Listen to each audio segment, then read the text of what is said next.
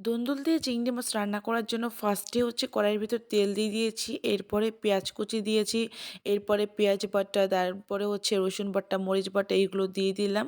যত বাটা মশলা আছে সব দিয়ে দিলাম। এরপরে হচ্ছে চিংড়ি মাছগুলো দিলাম। চিংড়ি মাছগুলো কিন্তু বড় সাইজের ছিল। এটা খেতে খুবই সুস্বাদু ছিল। দেন এরপরে কষিয়ে নেব কিছুক্ষণ। কষিয়ে নেওয়ার পরে হচ্ছে কিছু দুন্দুল হচ্ছে আমি দিয়ে দেবো। মানে অনেক বড় বড় দুন্দুল ছিল, এজন্য মনে হয়েছিল অনেকগুলো না। দন্দুল তেমন অত মানে এত বেশি না, অনেক কমেই, বাট হচ্ছে একদম কড়াই পুরো ভরে গিয়েছিল, কারণ প্রথম তো ভরে যায়, পরবর্তীতে হচ্ছে একদম সিদ্ধ করার পর হচ্ছে অল্প হয়ে যায়। এখন হচ্ছে সুন্দরভাবে চিংড়ি মাছ আর দন্দুল কষিয়ে নেব। কোনো পানি ইউজ করা যাবে না, ওই দন্দুল থেকে পানি বের হবে, এই জন্য হচ্ছে কোনো পানি ব্যবহার করি নেই। এখন হচ্ছে সুন্দরভাবে কষিয়ে নেব আস্তে আস্তে করে। এখন কিছু কাঁচামরিচ দেব। এই কাঁচামরিচগুলো দিলে সুন্দর একটা স্মেল আসে, একটা ফ্লেভার আসে, এই জন্য দিলাম। আর এরপরে কিছুক্ষণ জাল দিয়ে নেব। দেখো তরকারিটা কতটা লোভনীয় হয়েছে, তোমরা দেখেই বুঝতে পারতেছো। এবং চিংড়ি মাছের তরকারি এতটা মজা লাগে বলার বাইরে। এরপরে হচ্ছে একটু জিরার গুঁড়ো দিলাম, যাতে হচ্ছে সুন্দর একটা ফ্লেভার আসে, দেন এজন্যই দিলাম।